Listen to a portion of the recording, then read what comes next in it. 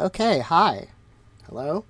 My name is Shane Brody. I've been traveling around the country talking to trans, intersex, gender nonconforming, non-binary, allied people, parents, etc. And now I'm in Eastern Washington. It's a really hot day. So there's a little bit of background noise with fans and that sort of thing, but otherwise I'm just going to be melting here. Yeah.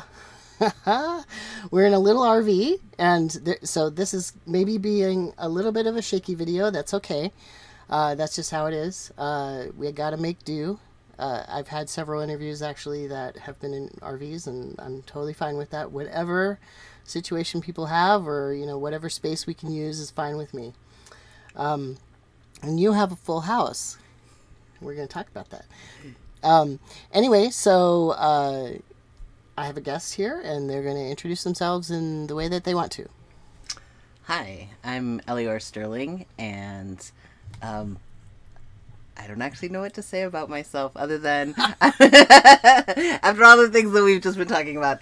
God. I'm a trans man, and I've been an activist for a number of years on other issues other than transness. Yeah.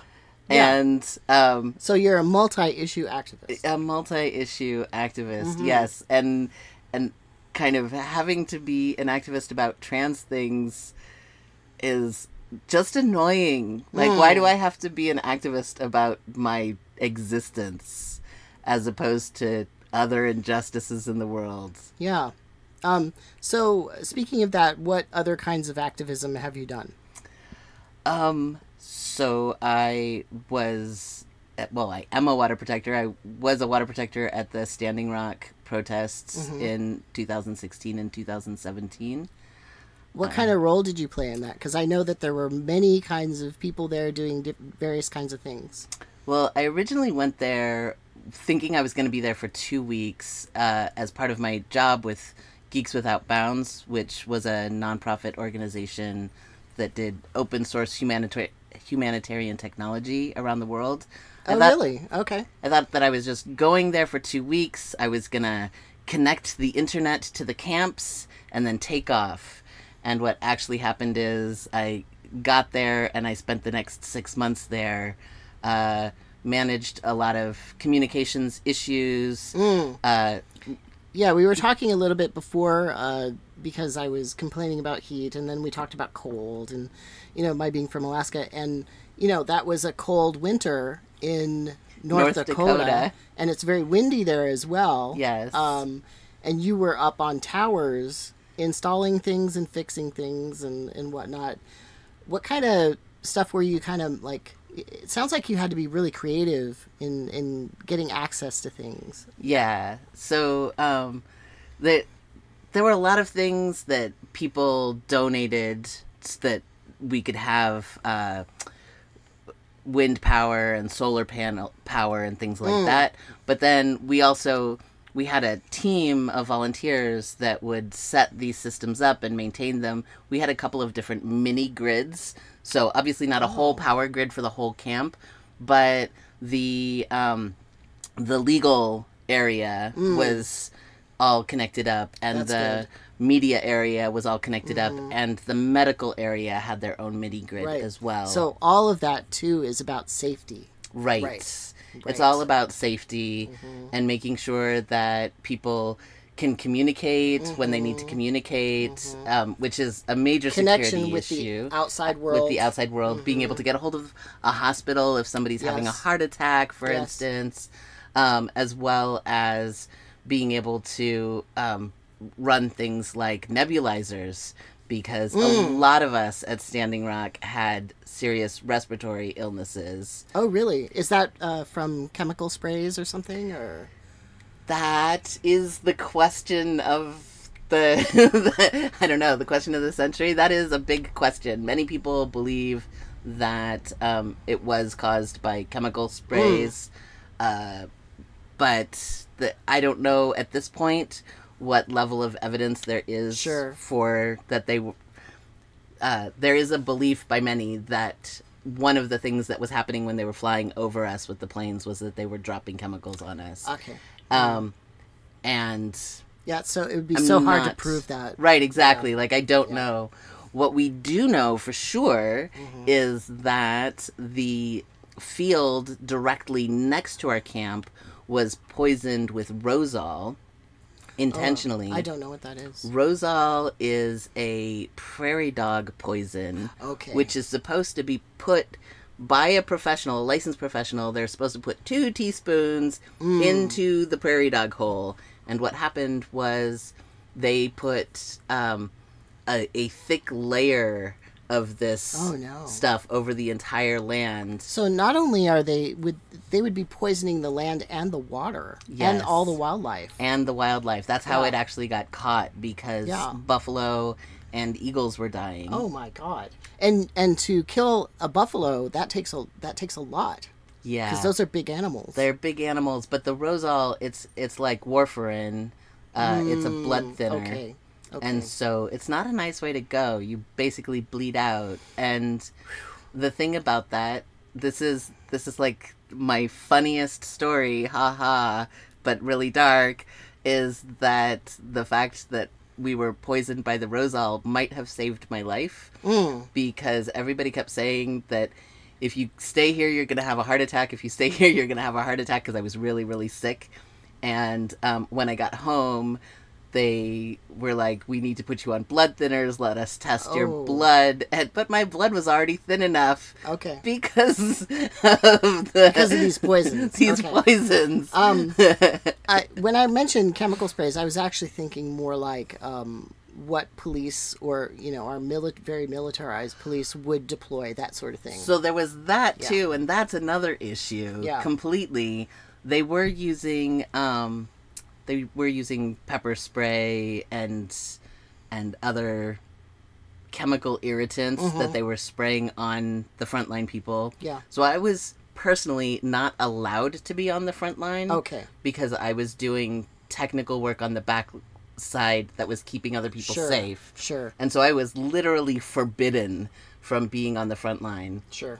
And yet, one of the things that happens with all of those irritants is when people come back home, Yeah. as it is in our tents and whatnot, they've got all that stuff on their clothes. Right. And then you're living in close proximity in tents, so Yeah. without a lot of running water or any running water, probably. So there is a strong likelihood that that is the event that precipitated me having to have a hysterectomy 5 years later. Goodness gracious. Because basically that's when I started bleeding Okay. like almost nonstop, Okay. and it just didn't go away. Yeah, that can also happen due to testosterone use, actually. But I hadn't started testosterone yet. Okay. All right. Well, there you go. Yeah. There you go. So actually, one of the sort of final piece of it, the doctors kept saying, "Oh well, this is probably perimenopause." And when I did go on testosterone, they were like, "This will probably fix your perimenopause problem," and it actually made it worse. Whereas I had been getting like a week off of bleeding every so often, I just stopped having any days off. Okay. And then they were like, "Oh yeah, maybe we should just do a hysterectomy." I was like, "Yes, please." Yeah. Yeah. So, right off the bat, we're talking about some really intense stuff there. Yeah. So, what other places have you gone to, or protests have you gone to that where your skills were used? Well, a lot of the stuff that I did, wasn't exactly protests. The activism was it looked more like international development, but different. So with Geeks Without Bounds, we did all sorts of very interesting projects, from water system management projects in Tanzania, Okay.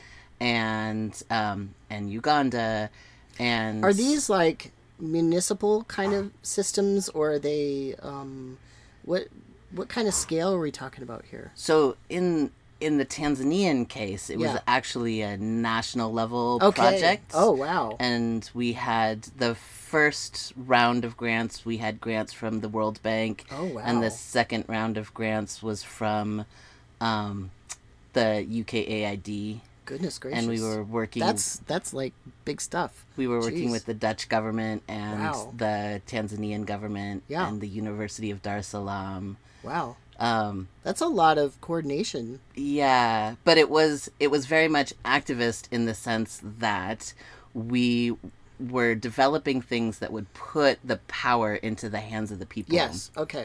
Because a lot of times in civic technology, what ends up happening is the technology allows more of the power to accrue to the top. Right? Especially with those kind of big grant money projects, like that's kind of been a really a strong critique of them, is that it takes away like local efforts and puts it into these companies or government structures that are away from people's control. Exactly. And the whole thing behind Geeks Without Bounds was to work with the affected people to plan and then develop the solutions that they wanted to have in their life. Right. Whether it was a water system management situation or whether it was connectivity, rural connectivity.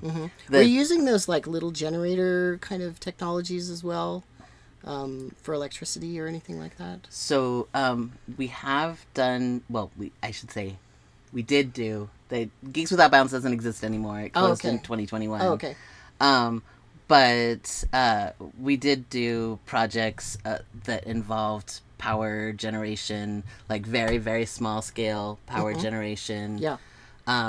For being able to run, say, one laptop computer so that a kid could do their homework or lights so that they could read, things like that. But there are a lot of projects, there are a lot of commercial projects out there that already do those things. Okay. So when we were working on projects like that, it was about teaching people how to build their own so that they didn't have to buy the commercial projects. Okay. So a lot of the work that we did, which, you know, it's not the kind of activism that you think of when you think activist, but a lot of the work that we did was just education to give people the tools to do things so that they didn't have to... Why do you say that? That it's not the activism that people might think of? Well, I think that when people think of activism, they think like writing letters or going to protests or, you know, camping out in an Occupy camp or something like that. Sure, well, there's all kinds of different kinds of activism, though, right? True, it's true. And there's also, you know, the very far removed kind of activism where people just give money to. That's true. Which is also important. That is also important. Yeah. And speaking of that was one of the things about working with Geeks Without Bounds was always trying to thread that needle, because when people or governments give you money, they often want to control what's happening with that money, right? Yes. And so being able... because they have goals. There's like this thing that they're reaching for. It's not just that project. It's something else. Right. Yeah. So one of the examples, going back to Tanzania, because this is just such a beautiful thing. So one of the things that my predecessor on that project did, as they were getting the project launched, they had applied for a grant with UKAID, and UKAID said, no, we can't fund this because we don't fund maintenance projects. Maintenance? And so, right, international development is all about paying for new things, not for anything that's maintaining existing stuff. Okay. Which was the exact issue that we were trying to address, was that people throw all this money at building new wells. Yeah. On average, that well will be broken within 2 years, and it will take at least 4 years to get it fixed, if it ever gets fixed. Right. And then it's just a ruin of cement and wires. Right. And people will literally spend another $2 million to make another well 100 yards away, and not spend $20 to fix the well that already exists. Okay. Because international development and what donors want. And so this project... It doesn't make a nice brochure or something. No, that's right. Yeah. And so the way that the way that Willow got around the problem was by resubmitting the exact same grant with a new title, and the new title was Innovation in Water System Maintenance. Okay, so it sounds like there's a lot of scouring of other sorts of grant applications that are maybe successful and using a template or maybe borrowing some of that language or something like that. Right. You know, it's like, so you want innovation? We'll give you innovation right. in the title. That's right. Or, when you have a job or something, it's always like, you're doing all the HR stuff and they're always talking about how your family or something. I wish corporations would stop doing that. Anyway, there's like a language that you have to, it's like this thing you have to do. It's weird. Yeah. Yeah. But if it gets you the grant money, that's great. That's great. It's a special skill. It is. It's a special skill. It's a special skill. And to any degree that I have that skill, it is because I have learned it from other people who have that skill much, much better than I do. Yes. And I am so grateful that those people exist in the world who have more patience. Yeah, they're a strange liaison, between people doing stuff and the people with the money bags. Right. Yeah. Right. Yeah. So, yeah. All right. So it sounds like you've done a lot. You've done a lot of international work. That's astounding.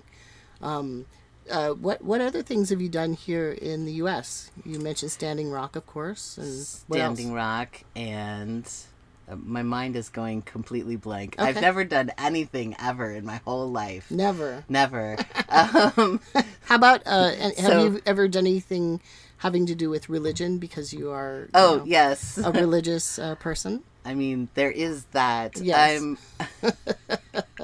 I am a student at an online yeshiva called Svara, Svara, and it's a queer-led, very serious place to study Talmud. Like it's very deep study of Talmud. Is that based in Israel or here in the US? It's based here in the U.S.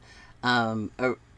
Originally, it was physically located in Chicago. But I think that because of the pandemic, they sort of accidentally grew too big to be in a physical location anymore. I keep hearing about Chicago. Doing this project, all you hear about Chicago is a certain kind of news, right? Which, unfortunately, the right wing and Trump has tried to fluff up his base with, that sort of thing, or rioting or something like that. I've heard of so much activism and so much like radical politics that are still, sort of fermenting and doing good work that's coming directly right out of Chicago. I never hear about this. And I am somewhat connected to the left. I do stuff with the left and, and I still I haven't heard much about it. I wish that more projects would maybe focus on going to Chicago and recording what's going on there, because it seems like a real hotbed there, of change, of ideas. I just remembered something else I did Okay. once. Well, let's get back to the religious stuff, but the Chicago connection. Okay. I spoke at a regional National Lawyers Guild conference. Oh yeah, they're in great. Chicago.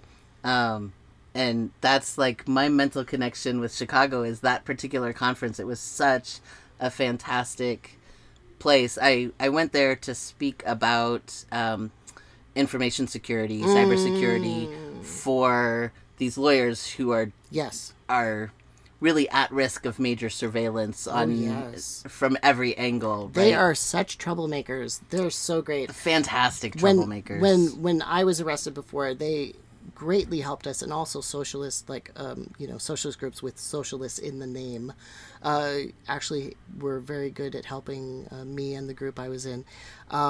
Also, whenever I go to any kind of, especially in the Bay Area, we were talking about the Bay Area a little bit earlier because we both lived there on and off, and I would see them going to places where homeless people were camped, with tents and whatnot on public land.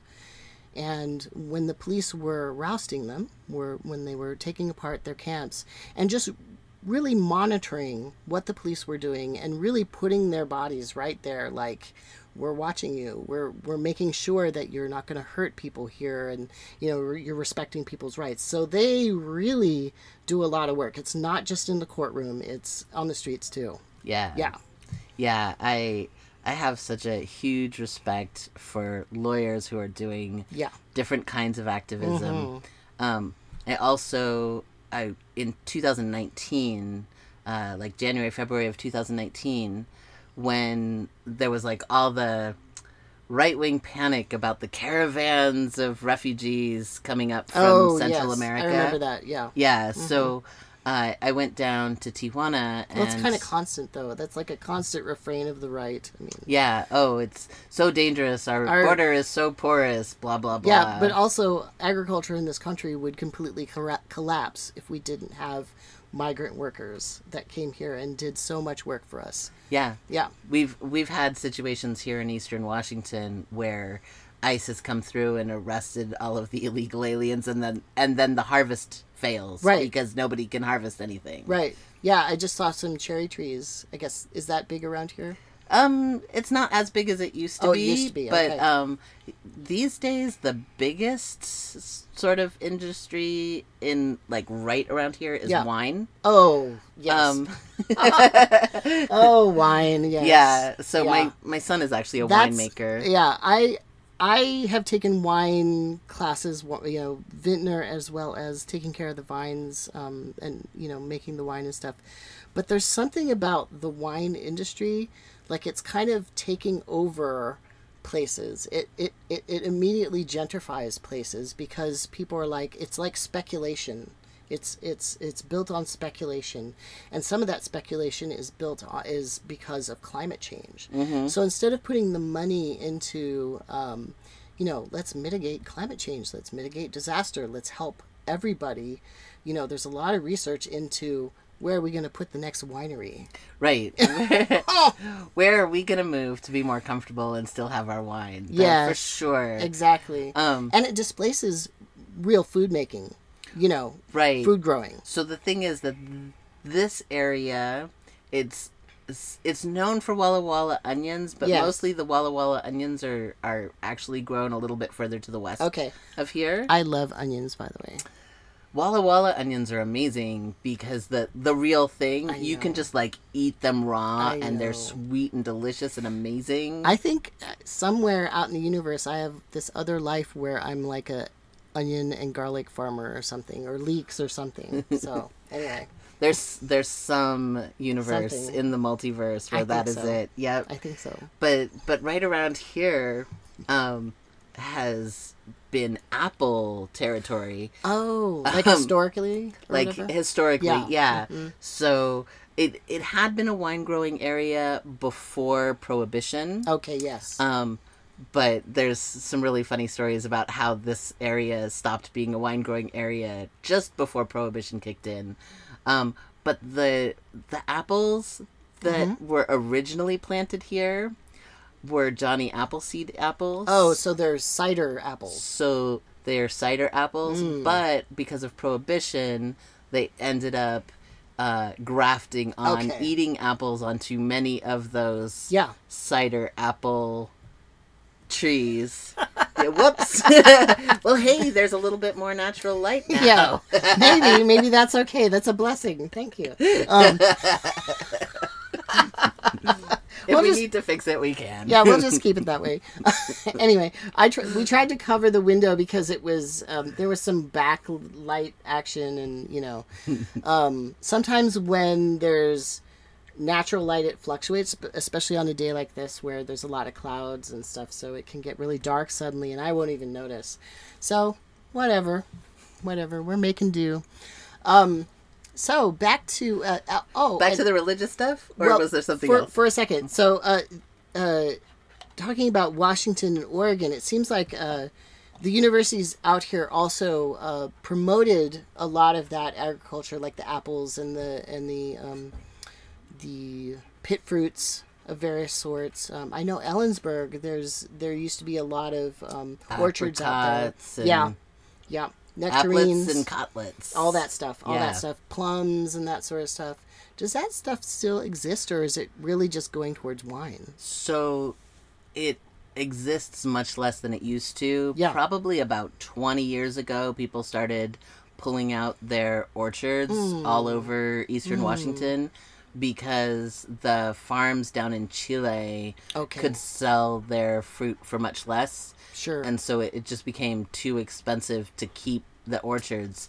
And the state It's just so lost sad. so many orchards. That's so sad because, I mean, there were, varieties that they had developed that were for this place. And they were delicious. Right. I mean, when you can find them, these like heritage fruits or even ones that are more modern that the universities developed, they're just so good, And whereas the ones from, way overseas from a different continent, I'm sure they're okay, but still you're shipping them. You're shipping them thousands and thousands of miles. And, I'm sure there's all kinds of pesticide use and different things that are going on there. And just the shipping, when do you pick that? Do you pick it right off the tree? Do you go to the farmer's market? No, it's being shipped, Well, this is part of the whole thing of when you take all the power and you just like suck it all the way up to the top. Yes. So that one person or one small group of people gets to decide what's happening with all of the apples everywhere in the whole world. Right. Just for example. Right. Then of course it makes more sense to them to grow all of the apples in one economically beneficial place for them. Yeah. Whereas... And oftentimes it's because of labor laws as well and environmental laws that these companies can get away with more. Exactly. Often. Yeah. Exactly. Yeah. Whereas I think that with climate change, we're going to find ourselves in situations where we have no choice but to relocalize because as it becomes more and more expensive to ship things, then it's going to become more and more important to have local stuff again. Right. I mean, are we going to be able to ship, have all these container ships coming from Asia shipping us all this plastic stuff, forever? No, we're not. At some point, we're going to have to stop that. Yeah. And I think it's coming sooner rather than later. I really do. So, and I don't think we're prepared. I don't think we're prepared for that. I kind of hope that it comes sooner rather than later. Are you an accelerationist type? Well, no. I just I hope that we don't keep shooting ourselves in the foot until our foot is just like a complete mess. Yeah. Right? Like, I'd like us to go to the hospital and get the foot taken care of. Make some plans, reduce harm. But I don't think we do that, though. I mean, we wait until it's really the emergency. And then even when there's emergency, we're like, okay, that's okay. Alaska villages are disappearing into the ocean. Oh, well. Whatever. We'll just move people further inland. That's right. It's happened before in history. Why should we worry about it now? Well, yes, the last time it happened in history, we didn't have quite so many billion people on the planet, for one thing. 15,000 years ago or something, Yeah, exactly. Like, just simply the logistics of dealing with the refugee crisis, which already exists. Yeah. I really want to make sure that people understand that this refugee crisis of which I speak is not something that's down in the future. Right. There are people who have already lost their homes to fires, who have already been refugees for 3 or 4 or even 5 years now. And as we're talking, there are massive fires all over Canada right now. It's like a huge disaster. And every year Alaska goes through this too, because we had bark beetles, because climate change is a thing. Bark beetles came up as... Goodness gracious. Hold on. My dog was whining a lot because it's really hot out. So yeah, I was talking about the bark beetles because of climate change. So we're losing permafrost as well. We're getting in more areas where permafrost is failing. houses in urban areas are tilting, and we're getting some methane release, which can actually create even more climate change. But also we have some bark beetles that are moving north, and what they do is they eat the cambium layer, which is the living part of the tree. It's where sugars and water get transferred, right? And sometimes the tree dies. So what you have in Alaska is whole mountainsides that are gray, right? Spruce trees that are dead, right? Spruce are dark blue, green, and they're just gray. And so you get one spark from, lightning or whatever, and boom, that goes up. And so y'all don't hear about it so much down here in the lower 48, right? Nobody ever reports on stuff in Alaska, even though, right, we have all this, like the Alaska Native people fighting the oil companies and the mining and all this stuff that affects the rest of us, right? Mm-hmm. But we never hear about it. We never hear about it. So if you're a journalism type person, think about reporting on Alaska. It's really where a lot of things are happening. Now they're putting in deep water harbors there. They're saying it's for tourism. No, it's military. And the oil. Military oil, shipping, and also LNG. I mean, there's many things that this could, And that's because they're anticipating a polar route for shipping. Right, because we won't have a ice cap. We won't have sea ice. We won't have sea ice anymore soon, and it'll be open anyway. So yeah, there's all kinds of things happening, and they're happening right now. Yep. And people think of refugees as people who go across a national border, but actually, refugees can be internal refugees. Yes.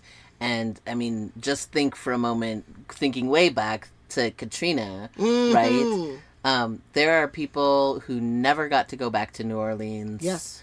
There are people who are literally still living in FEMA trailers. Right. Oh, I didn't know that. Yeah. I know that it changed the demographics of Houston, because I lived in Houston when I was a teenager, and then I went back relatively, recently, and definitely there's a larger black population, and a lot of them did come from New Orleans. Mm-hmm. Right.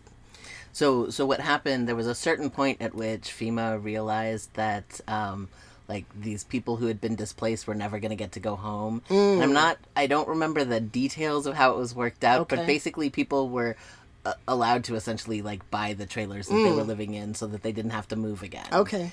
Because normally, FEMA would be like, okay, you're done. We need to use those trailers somewhere else. Right. And they just I'm imagining that there's still so many people that they weren't going to go that extra step and actually get them housed in real houses. And basically nobody just gets properly rehoused. You're on your own. Right. People that are they were allowing people to die. I remember those news reports and seeing the bodies in the water. Yeah. I mean, literally, Yeah. Yeah.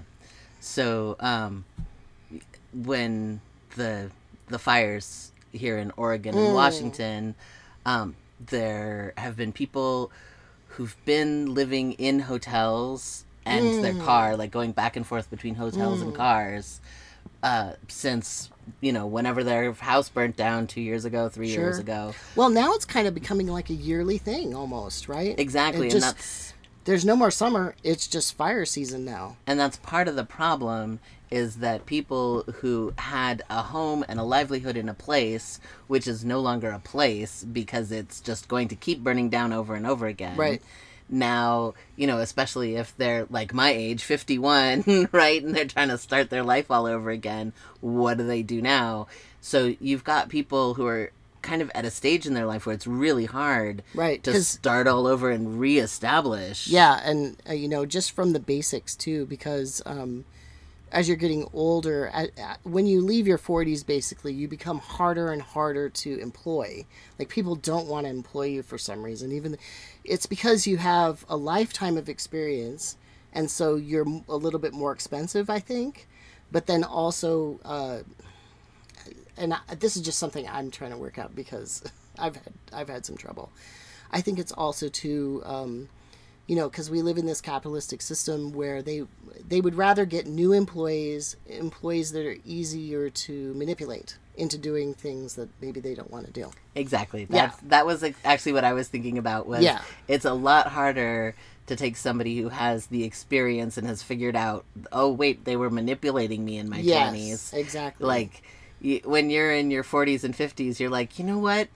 Let's not have that happen anymore. Yeah, and you learn more of like what your work is worth and your rights as an employee. I can't think of how many times my just legal rights were walked all over because I didn't actually know what they were. Oh yeah, and some of it's blatant too. I remember being sexually harassed at work, and it was just a thing. Oh well. Yep. Whatever. Yeah. Yep. So, so many things. Yeah, so many things to be an activist about. Things. See, this is the thing. The thing is, I mean, it's really easy to be overwhelmed if you think about this stuff, and it's easy to kind of get stuck on, like you dealt with basically chemical warfare at some point as being an activist. I mean, that's it. It's not, some sort of conspiracy. If everybody around you is getting ill and the animals around you are also dying, it's not like, this is some sort of fake thing or something. I mean, you can't say that. But it's easy to just get depressed and just focus on that and the injustice of that instead of trying to maybe do something else, because that's what they want you to do. That's what the people who are trying to harm and stop these movements, that's what they want. They want people to get sick or to get depressed and to just stop. Right? Yeah. So I was kind of at that edge a few years ago. It's easy to get to. So in 2021, after having to close down Geeks Without Bounds because we had just gotten several projects that looked like they were about to get off the ground. We had funding. This is going to be cool. More international work? That was actually the problem. It was international work. Okay. Going back to Israel again to work on some really cool Palestinian-Israeli peace cooperation projects. The super hard stuff. Yes, the fun stuff. That like the harder it is, the more my heart goes, yay! Okay. And doing. So you're one of those people that runs in rather than away. That's good. Yes, that's good. And a really cool education project in India, and so there were like these different things that we had lined up, and it was just there was no way that we could travel to go to them. And so... Oh, because of COVID? Because of COVID. Okay. And because even in 2021, like, you'd be allowed to travel and then all of a sudden they'd lock down again. Okay. And then you'd be allowed to travel and then they'd lock down again in different places. Right. Still. So internationally speaking. Right, because you're international. Right. Yeah. So... and that's really before they came out with like really good vaccines or whatever state that they're in with the vaccines. Right. Yeah. So I mean there were vaccines, but there was still kind of like not everybody had the vaccines. Yeah. And there weren't a lot of them. There weren't a lot of them. Mm-hmm. They weren't rolled out everywhere. Yeah. So traveling was not going to happen, and we decided that the best way to deal with the situation was to close down Geeks Without Bounds so that we could then... And this is after you have plans and you have the money. Oh, right. That's so terrible. That way we could just basically hand over these projects and the grants that they were attached to the in-country nonprofit organizations. Okay. So we were able to like say, you guys do this and we'll just step back. Yeah. And then I didn't have a job, which had been my job for 10 years and which my entire identity was wrapped up in sort of a very probably unhealthy way, but it made me happy. Well, I mean, this is the thing. To do activism, it's like, you have to do the basics of life. Like you have your family, you have paying work, you have you're taking care of daily stuff. And then activism is this whole other thing on top of that, right? And you were going to really intense protests here in the U.S. You were doing activism work internationally. I mean, that's really a lot. That's really a lot. So you have to be of a certain, either energy level or passion or sometimes even privilege, right? Let's just say it, to be able to do certain kinds of work. And,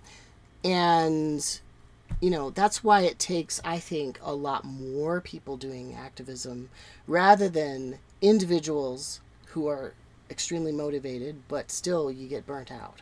Right. Right. And I used to make jokes about the fact that my privilege that allowed me to do all of this activism was that I had so many layers of PTSD that I didn't mind sleeping in my hammock in any country in the world. Okay. Like, oh, so I don't have enough money to stay in a hotel tonight. That's okay. There's a park over there. Like, I just did not care. Did not care at all. Yeah. And was just like, we're just going to get this thing done one way or the other. And I don't know. It was difficult. If that was your whole life, though, that would be a different kind of mindset. Yeah, is what I'm. That is getting exactly to. it. Yeah. Because if you're a privileged person, you're only doing that for a short period of time. Right. Yeah. But I mean, Yeah. As much as I joke about it being a privilege, I actually do think it is a certain kind of privilege because I think that most people could not have handled the level of precarity that I just took as totally acceptable to me. Well, who I see who are really good activists in different ways is people who are very stable. Like they grew up with really stable families and they have that base that really helps them. Whoops. A little bit more light. A little bit more. Or on the other end, it's kind of on the other extreme, they don't have anything like that. Yeah. And so they're completely free from kind of like those responsibilities because it completely failed them. Our idea of family that we have now. Anyway, we're making do. We're making do. Speaking of making do. Next, I'll be bringing out the hot hammock and sleeping in here instead of in my car. Anyway, so do you see what I mean? Yeah, absolutely. There's not a lot of like the middle class whatevers. There's like, fairly well-to-do or very stable people who have that base that they can move from, or a lot of money, for instance, that they can move from, or they can always go back to whatever, mommy and daddy. I don't mean that in a bad way, but but I definitely have seen a lot of that. Yeah, if you have that, go ahead and do all the good work you can in the world, and take your ego out of it.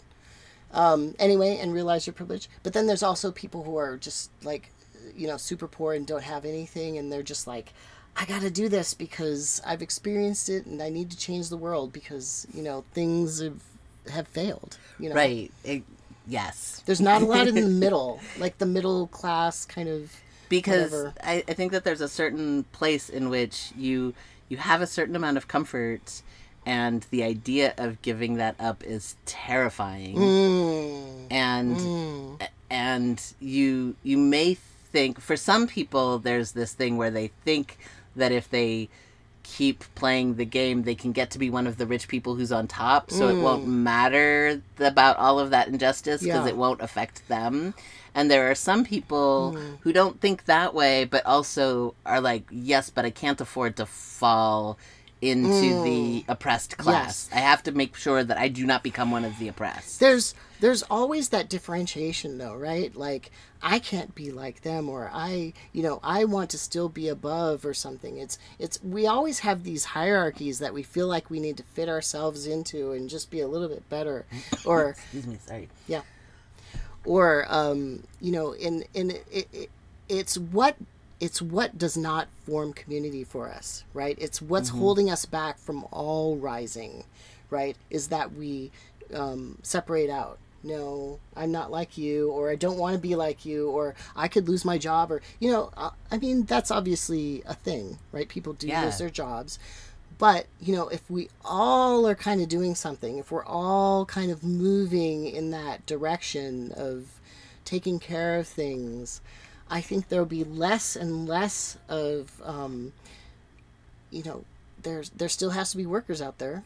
There, you know, and if we're all kind of causing trouble, kind of like unions, like one big union, Exactly. like the IWW, let's all do something. Go Wobblies. Yeah, let's all do something, and then what are they going to do? Mm-hmm. We're all doing it, you know, but then we differentiate each other out, and we're like, no, I can't do this because I need to hold on to my little thing that I need.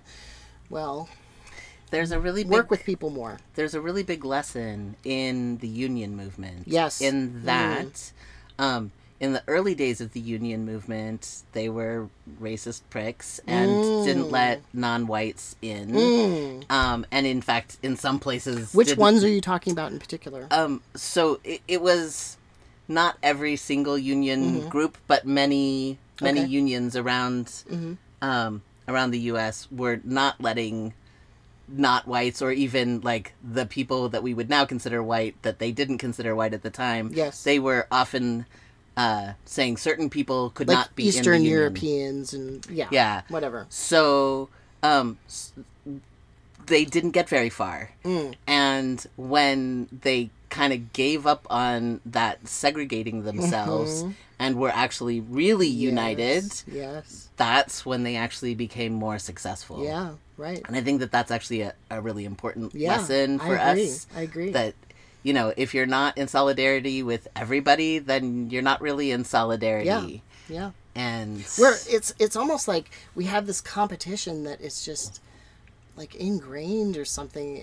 I don't think it's natural. I think it's been imposed on us, you know, and I always find it hurtful. Like here's an example, just a little example from my life, and it's just a tiny one. But sometimes I'll go into small towns and like a proprietor will ask me, can I help you with something? And they actually mean that. You've entered my store and I want to help you with something, you know, but my citification or whatever, my urban stuff is like, no, leave me alone. You know, I'm just, you know, no, I'm okay, you know, because I think that they're trying to get something from me, you know, instead of actually helping me. And that's just something I carry around with me, like that sort of lesson, you know, being unkind in the moment, not trusting somebody, you know, not realizing the context that I'm in, you know. I mean, it's a very small example, but I think there's many things that you can think of that are probably the same, like glorifying the game Monopoly, for instance, you know, like just pummeling each other with money and homelessness. I mean, that's what the game is. Especially when the game was actually originally supposed to teach you about how important it is to be socialist. Oh, really? I didn't know that. Oh, whoa, you totally have to look up the history of the game. Okay. So originally the game was 2 different games. Okay. There were 2 sets of rules. Okay. And one of the sets was what we think of as Monopoly. Yes. And the other set... buy all the hotels and kick everybody out. Right. So the other version was that every time you landed on one of those, you know, wealthy spots, you ended up having to give tax. Oh. And you got more money when you passed go. Interesting. And everybody ended up getting more money. Okay. And the game basically never ended because nobody ever won. Okay. Whereas with Monopoly, somebody gets a little bit of an advantage, and then that's it. They're going to win. And then there's disaster. Exactly. So the original version of the game was actually interesting. I did not know invented that. to show that dichotomy. Oh, okay. Wow. That's interesting. So are there like vintage boards out there and game sets or whatever? I think that there are people today who have made... game sets, like DIY game sets. I'm sure somewhere in the world there is a vintage version of the original game, but I grew up kind of weird, like, and my parents didn't buy us, you know, like a lot of games and stuff, and so me and my brother would sometimes, we would play games at other people's houses, and then we would make our own.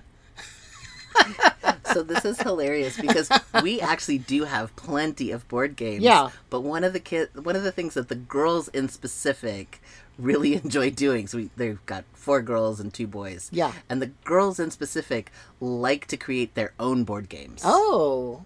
Awesome. And so they'll get cardboard and paint, and they'll paint their own board game, and then they'll write down the rules, and then they'll teach the game to everybody else. Awesome. Yeah. And then in this place, you got to play leapfrog. Right. Okay. Awesome. That's funny. that kind of thing. Absolutely. All right. Yeah, you got to get creative. That sounds like a lot of fun. I would do that now, I think. Yeah.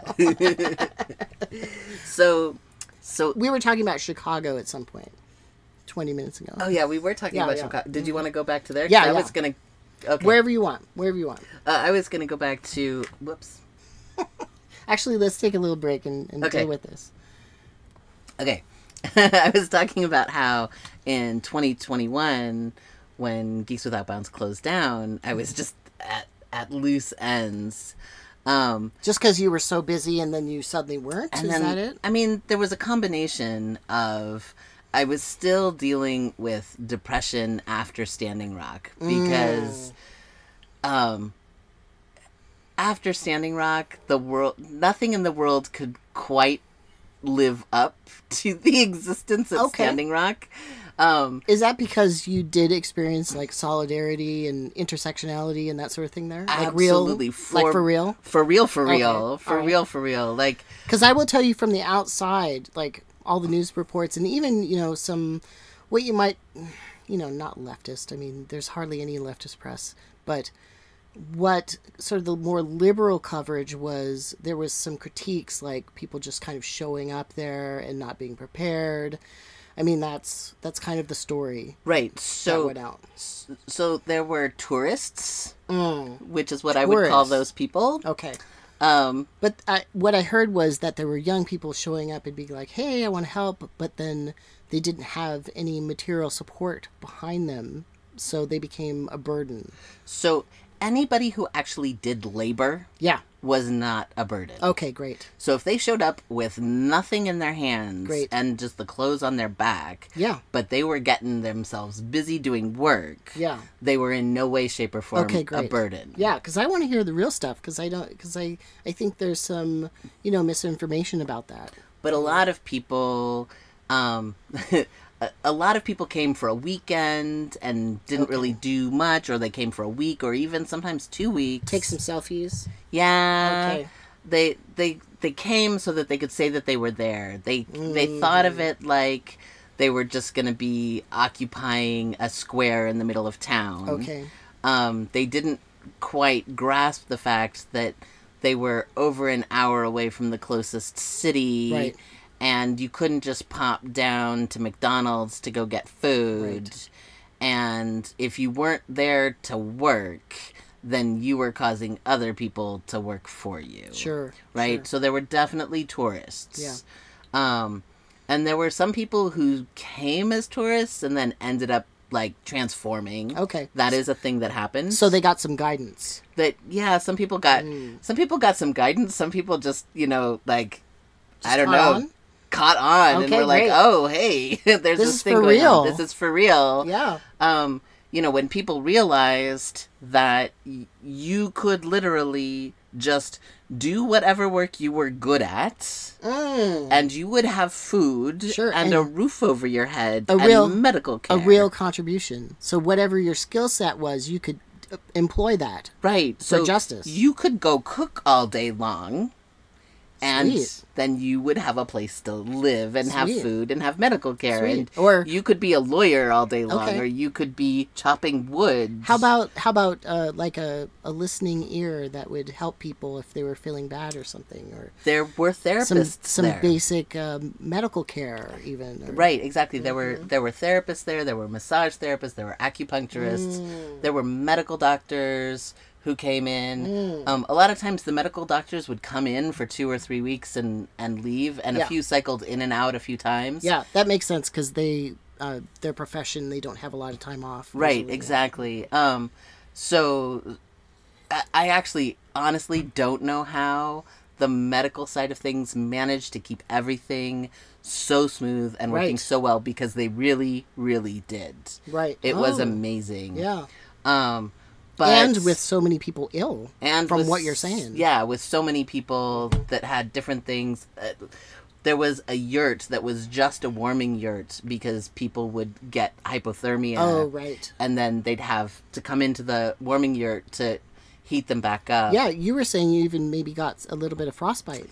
Yeah. Yeah, this is not the kind of frostbite where your skin falls off, by the way, which I've had before because I grew up above the Arctic Circle and my parents were a little neglectful, let's say. But there's also a kind of frostbite that you can get that is just nerve damage, like in your fingertips and your toes. And your toes.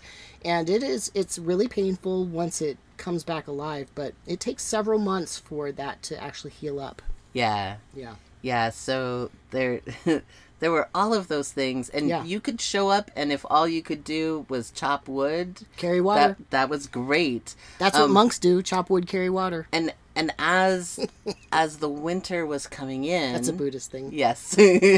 What do you do when you find enlightenment? Exactly. Chop wood, carry water. So as the winter was coming in, we knew that we couldn't have people sleeping on the ground because when it gets to 20 below zero, you can literally freeze to the ground in your sleep in your sleeping bag. Right. And, just for context for folks who haven't experienced that kind of cold, I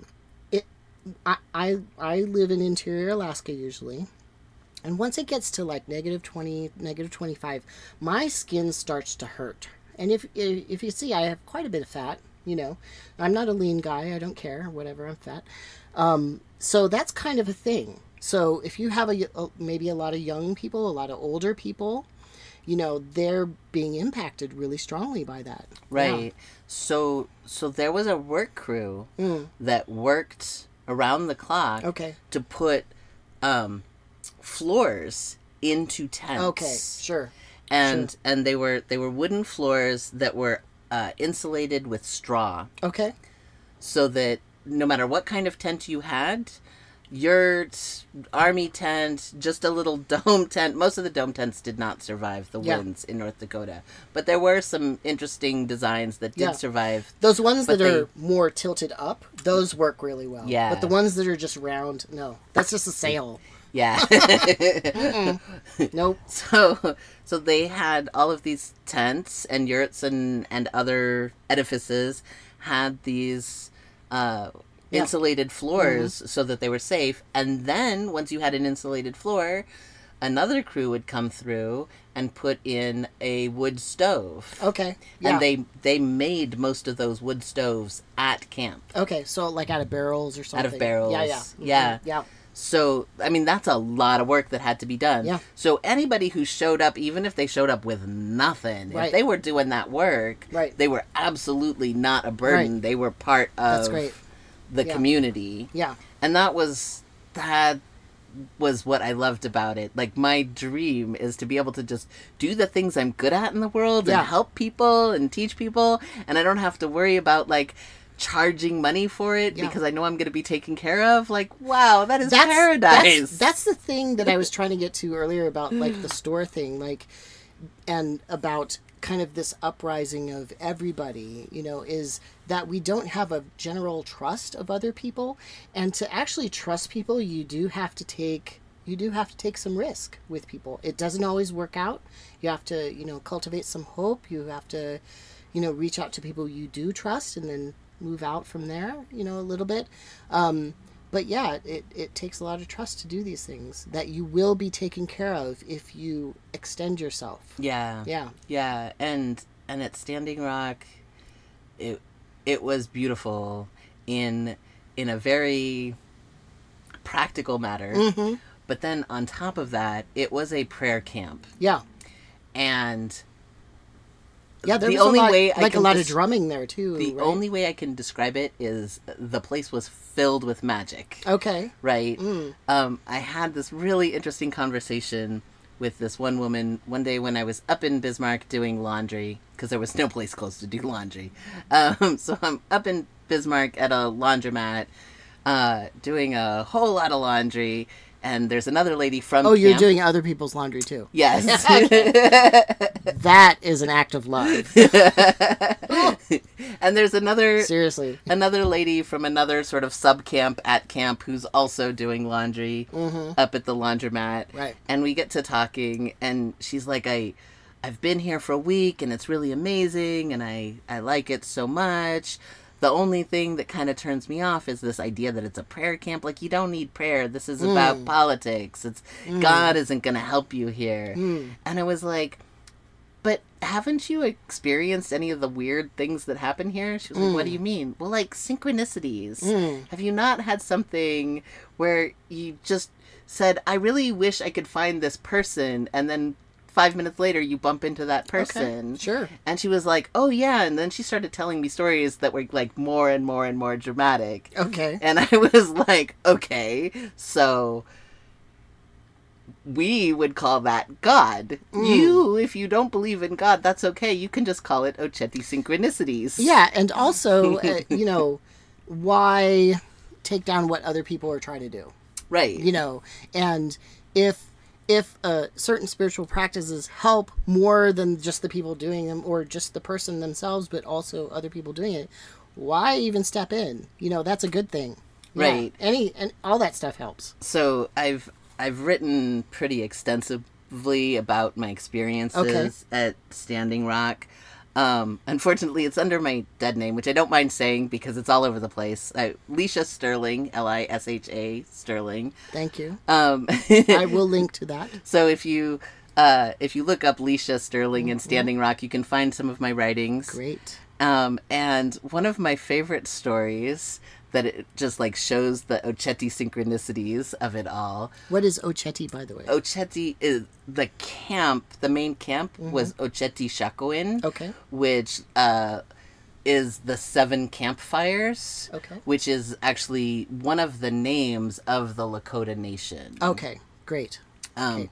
And it's also the name of when all of the 7 sort of subgroups of the nation come together. They are the 7 fires. Okay, great. So it's kind of like a council. Everybody comes together. Okay. Exactly. Right. So, so this was really shortly after I got to Standing Rock, and we were building out a solar system, and we had this particular piece of equipment that we were missing. And so I stepped away from my crew, and I always had, like, tobacco in one of my pockets. Okay. So I pulled some tobacco out of the bag that was And why in did my you have pocket. tobacco? Because, like, there's a saying... How do I put this? Oh my goodness, it's storming out. Wow, all of a sudden. Wow. There goes the wind. Wow, that was intense. So tobacco is a plant that helps with your prayers. Okay. In Native American tradition, and I don't mean that in the way when people like try to, you know, brush something with a wide brush. Sure. Anthropologists who have studied this have found that literally from the southest south of South America all the way up to as far north as there is tobacco, tobacco is considered an important herb for prayer. Right. So just like in Buddhism, there's different kinds of incense. Same with Christianity as well. There's incense. Right. You know, yeah. So, so there's a tradition of saying your prayer and then putting the tobacco into the fire. That's one of many ways to pray with tobacco. So it was kind of like a supply, a religious supply. It was a religious supply in my pocket. Yes, indeed. So I pulled some tobacco out of my pocket and I went to the sacred fire and I said a prayer that we would get this equipment that we needed in time for us to be able to put this together before nightfall. And I put the tobacco in the fire and kind of said thank you and all that jazz and started to walked up the hill. And as I'm walking up the hill, this truck comes in through the north entrance of camp, turns and comes straight up to where my team is. All right. And they go, "Where do we leave donations?" Okay. And we go, "What are you donating?" And they say, "This piece of equipment that you just said you needed." Okay. All right. Just immediately, Cool. right then. Cool. So I have a question for you, and it can be a tough one. And I don't mean to. I don't mean it in any sort of gotcha sense, but it just it comes to mind. How is that being somebody of the Jewish faith? And I don't know if you're of Jewish ancestry, if it's part of your family lineage, but how is that being a person doing basically what is a local Native American ritual in that space as somebody from a different background and religion? So was that welcomed? Was that? Oh, it was welcomed and encouraged. Okay, encouraged. It was absolutely Great. welcomed and encouraged. Great. They both encouraged people to join in the local traditions. Mm-hmm. I was almost going to use the word assimilate, but that's not quite the right word. Yeah. But to become a part of the community fully. Mm-hmm. And they also encouraged people to bring in their own spiritual and religious practices to the place. They were very encouraging of both. Okay. And it was expected, for instance, when you were in a sacred circle, that you would smudge with sage in order to cleanse yourself. Great. You were also expected, if you were a person who menstruated, to not touch the sacred items, because that is their culture, that you do not touch those sacred items. Not to delve deeply into this, but I heard that was a point of contention for a lot of people. It was a point of contention for a lot of people, and I think that a lot of that has to do with the fact that the people who came in did not understand what the meaning of that was. It's not that you're dirty because of your menstruation. It's that you have too much power and you could overpower the whole thing. Okay. Somebody else actually that I interviewed said that was a point of contention. So, that's I guess a place where people can, dialogue about that and figure out why culturally people do that, because it's a place that you're going into that is a different culture. Right. These are native nations. They are different nations. They are different cultures. So if you're a white person coming in, it's going to be different. You know? Or if you're of a different background, African American, whatever. So it's just going to be different. Yeah. Yeah.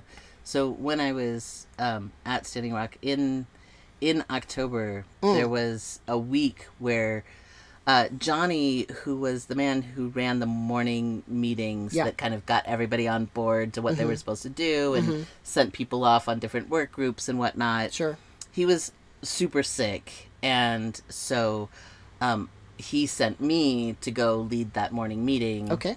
Had you done that before? I had not. I Okay. had just been there with him, alongside of him, but not as a leader of that meeting. Are you like much of a public speaker, or are you more like a background kind of person? Oh, I do a lot of you public do both? speaking. Okay, good. So it's not... Some people kind of separate that out, like they're more the support role rather than the person with the mic.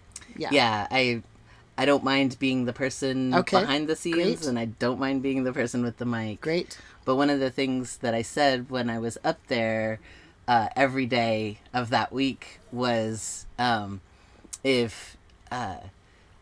If you've never been outside the United States, congratulations, you are now outside the United States. Yes. You are now in Lakota territory, and you're here on a visa waiver program. Yeah. All right. Awesome. And I just said that to help, kind of click in people's mind that this isn't just being at another city or another place within the United States, within the overarching U.S. culture. This is its own cultural space. Yeah. And you have to live within respect of that space, whether you're a tourist or whether you're a migrant worker or an immigrant. And it puts you in the context of what you're fighting as well, right? You're fighting the hegemon, which is the United States. Right. You know, I mean, it's a sovereignty issue. It definitely is. People's right to do what they want with their land and to be healthy and, you know, preserve the water, not only for themselves, but for other people as well. But they're taking on the fight, you know. Yeah. And they're taking on the U.S. They're taking on our country here. Yeah, so that's good. That puts it in context there. Yeah. Yeah.